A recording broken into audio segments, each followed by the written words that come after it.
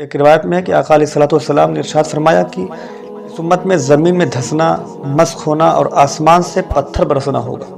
تو ایک شخص نے عرض کیا رسول اللہ یہ کب ہوگا؟ آپ علیہ الصلوۃ والسلام نے ارشاد فرمایا کہ جب گانے والیوں اور موسیقی کے آلات کا ظہور ہوگا، موسیقی کے آلات کا جو ظہور ہوگا، اور شراب کو سر عام پیا جائے گا۔ آج آپ دیکھ لیں کہ کچن میں اگر کوئی ہماری بہنیں ہیں، مائیں ہیں، کھانا بھی بناتی ہیں تو وہ میوزک سنتے ہوئے کھانا بناتی ہیں، میوزک کا استعمال ہے، گانے باجے کا استعمال ہے، ایئر فون لگائے ہوئے ہیں۔ اور ہمارا نوجوان بھائی، ہمارے چچا حضرات جو بھی ہیں، وہ گاڑیاں چلاتے ہیں، فور ویلر ہیں اور جو بھی ہیں، اس میں بھی وہ گانے اور میوزک کا استعمال کرتے ہیں۔ انہیں بھی مطلب اس بات کا شعور نہیں ہوتا کہ خدا نخواستہ ابھی کوئی حادثہ ہو جائے تو گانا سنتے سنتے، یعنی اللہ اور اس کے رسول کی نافرمانی کرتے کرتے وہ ہے دنیا سے بھی چلے جائیں گے، اور باغیوں میں نام ان کا لکھا جا چکا ہوگا۔ ان کو اس بات کا ہوش نہیں ہوتا کہ ہم یہ جو کر رہے ہیں اس کا ہمیں انجام کیا بھگتنا ہے۔ راستہ چلتے ہوئے کوئی شخص بائک سے چل رہا ہے تو بائک والا بھی اپنے کان میں ایئر فون لگائے ہوئے گانا سن رہا ہے۔ تو یہ اس حدیث پہ غور کرنا چاہیے کہ ہمیں جلد سے جلد توبہ کرنا چاہیے۔ اور ایک روایت میں کہ حضرت انس رضی اللہ تعالیٰ عنہ سے روایت ہے کہ رسول اکرم صلی اللہ علیہ وسلم نے ارشاد فرمایا کہ جو شخص گانا سننے کے لیے کسی باندی کے پاس بیٹھا، اس کے کانوں میں پگھلا ہوا سیسا ڈالا جائے گا، اڈیل دیا جائے گا، سیسا پگھلا ہوا۔ تو آپ خود اس سے تصور کر سکتے ہیں نا کہ آج کے ماحول میں اگر ہمارے کان میں کوئی پرندہ، کوئی کیڑا گھس جاتا ہے تو ہم کتنا پریشان ہو جاتے ہیں۔ ایسا لگتا ہے کہ ابھی ہمیں کوئی کان میں کوئی جو ہے بھاری گرج سے مار رہا ہے نا، بہت تکلیف ہوتی ہے، ہم بے چین ہو جاتے ہیں۔ تو یار میرے دوستوں، یہ گانا جو سن رہے ہیں، میوزک جو سن رہے ہیں ہم، اس کا کیا ہے عذاب؟ جو شخص یہ ایسا کرے گا، کسی گانے والی کے پاس بیٹھے گا، اس کے کان میں پگھلا ہوا سیسا ڈالا جائے گا، یار پگھلا ہوا سیسا۔ اس لیے نوجوانوں خاص کر کے اس پر بہت غور کرو اور اللہ تعالیٰ سے معافی مانگو۔ اور یہ کھیل کود کی چیزیں ہیں، یہ اللہ تبارک و تعالیٰ کے ذکر سے، اللہ تبارک و تعالیٰ کے جو ہے عبادت سے دور کرنے والی چیزیں ہیں۔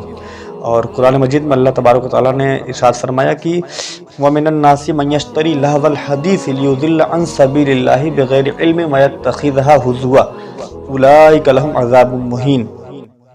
اس میں ہے کہ اور کچھ لوگ کھیل کی بات خریدتے ہیں کہ اللہ کی راہ سے بہکا دے بے سمجھے اور اسے ہنسی بنا لے، ان کے لیے ذلت کا عذاب ہے۔ اب یہ کھیل کی باتیں ہیں، کھیل کے متعلق اس میں بہت سے علماء نے اور مفسرین نے فرمایا کہ لہو الحدیث جو لفظ ہے نا، یعنی کھیل کی باتیں، ہر اس باطل کو کہتے ہیں جو آدمی کو نیکی سے دور کر دے، جو آدمی کو نیکی کے کاموں سے دور کر دے، وہ چیز کھیل کود میں شامل ہے۔ تو غفلت میں ڈالتی ہیں یہ چیزیں۔ اس میں بے مقصد اور بے اصل اور جھوٹے قصے، کہانیاں اور افسانے، جادو، ناجائز لطیفے اور گانا بجانا وغیرہ سب شامل ہیں، سب داخل ہیں۔ اس قسم کے آلات لہو و لعب کو بیچنا بھی منع ہے اور خریدنا بھی ناجائز ہے، کیونکہ یہ آیت ان خریداروں کی برائی بیان کرنے کے بارے میں ہی اتری ہے۔ اسی طرح ناجائز ناول، گندے رسالے اور سنیما کے ٹکٹ، تماشے وغیرہ کے اسباب سب خرید و فروخت منع ہیں۔ یہ تمام لہو الحدیث یا ان کے ذرائع ہیں۔ اب اس میں وہ لوگ بھی شامل ہو جائیں گے جو لوگ وَمِنَ النَّاسِ مَن يَشْتَرِي لَهْوَ الْحَدِيث ہے نا، تو قرآن مجید سننے سے اعراض کرنا اور دین اسلام سے روکنے کی خاطر بے فائدہ واقعات اور جھوٹی اور بے اصل کہانیاں اور لطیفے وغیرہ سنا کر قرآن مجید سننے سے ہٹا دینا عظیم ترین جرم ہے، اور اس جرم کا مرتکب دردناک عذاب کا حقدار ہے۔